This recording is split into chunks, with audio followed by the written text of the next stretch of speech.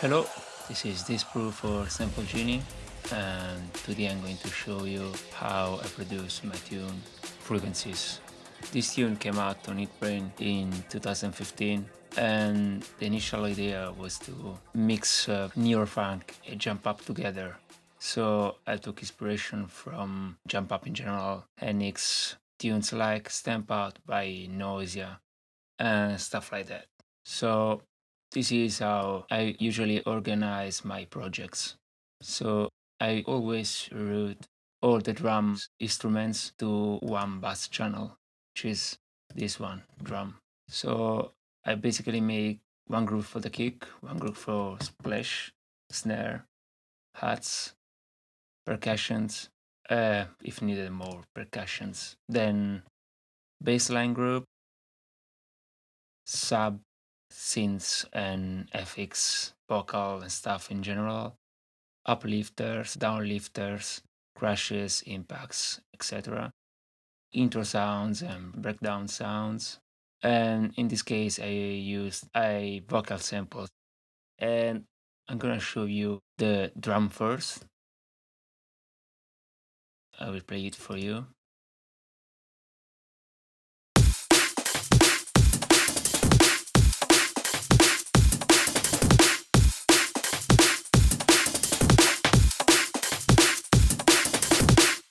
Okay, so what's in the drum bass?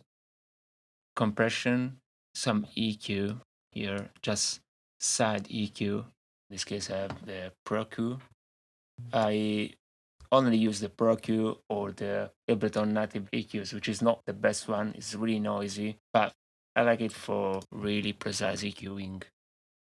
Inflator, which is some kind of limiter, saturator, but it works like in between. It gives you a lot of dBs without distorting too much the sound. And after that, transient modulation in order to have some transient back after the various compression, EQings, limiting, etc. And I tend to use the native compressor from Ableton Live just because I think it's really fast and reliable. So that's what I do in general. I don't really touch anything. I just touch the threshold and sometimes the ratio, and that's it. So kick group, there is the kick. Two layers. One is just a clean samples. There isn't anything in the channel, so no processing, no anything. And it's a sample from the Kazura sample pack for Loopmaster, so you can find it there if you want. Plus another layer, which is a hip hop sample. This one gives a bit more low end on this region, while this one is more mid-rangey. As you can see, there is no low end on this part. So together, basically, they cover the whole spectrum from around 50 hertz to 100 hertz, because the sub sounds at around 40 or 44 hertz, since it's a F minor tune. There is enough room for the sub around here. In the group, there is some compression, EQ, and again, transient modulation. Again, with the Oxford Transmod, you go just plus 26 dBs. Plus a splash. I really like splashes in my tunes because they give a really energetic sound. In this case, I used a lot of splashes, as you can see. I use a splash every one bar, so together. These are two layers. So this sound comes from a loop I did with the Super Drummer, which I show you.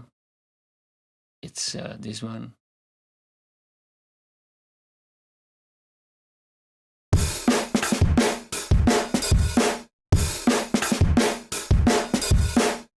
I just used the first kick with the splashy sound.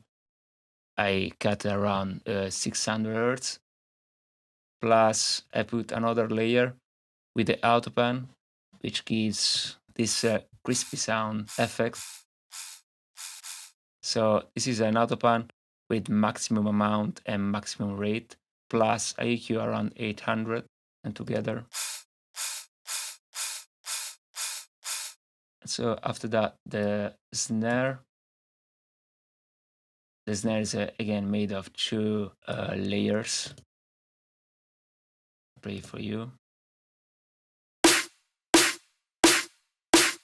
And I actually have the project for this snare here, so I can show you how I made it.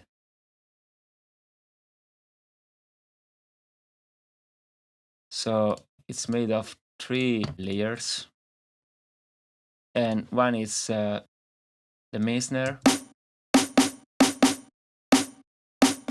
which comes from a hip-hop loop.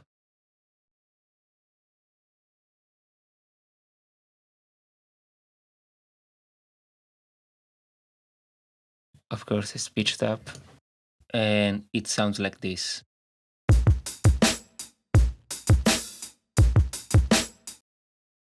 And there's this part of the snare, plus a layer of 2 different scales.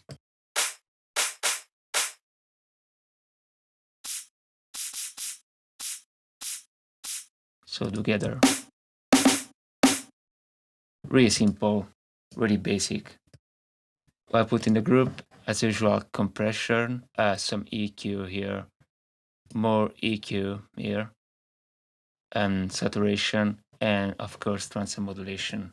Plus in the main snare, there is more compression, actually heavy compression here, and a big boost around 280 Hz, and again, saturation. I'll show you with and without it.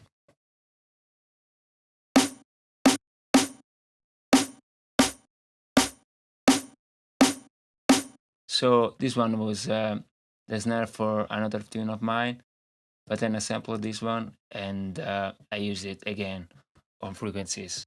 But I just pitched up the main snare by 2 and put another layer.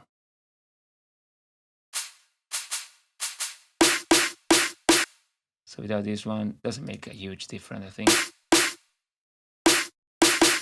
So after that, I put some more EQs here. As you can see, these are some pretty precise EQings, as you can see here, and this is some mid EQing, and then a saturator just to limit and to gain some dBs.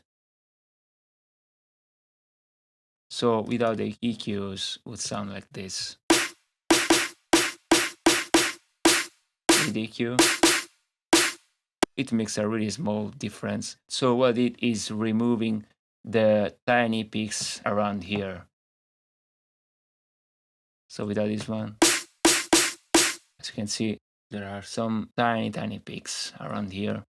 And I usually do that because I don't really like peaks around here. I think they make your tunes sounding really harsh sometimes.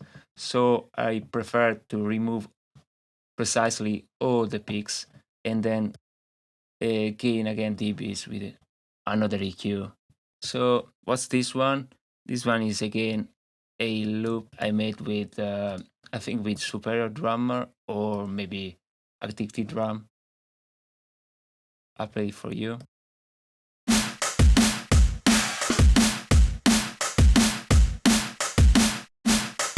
After this snare, Hats group, there isn't much to say here. There is some compression going on with the glue compression, plus of course sidechaining between the kick and the snare. And the arrangement is really simple. As you can see, there is some velocity here, just to give more rhythm. But the other samples are really just thrown in the dough.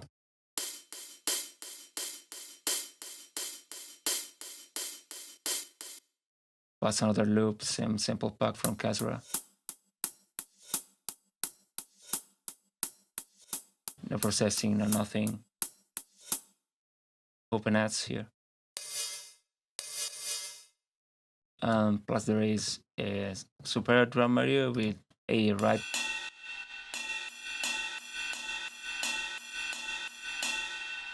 And I think, yeah, another layer of this one with the same auto pan trick. As you can see, maximum amount, maximum rate, and cut it around 1000 hertz together.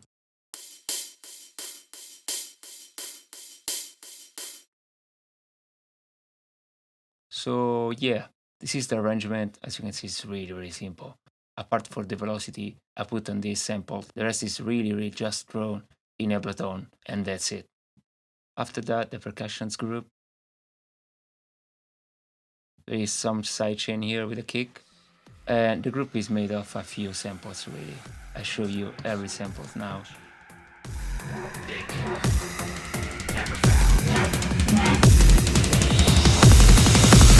Low frequency.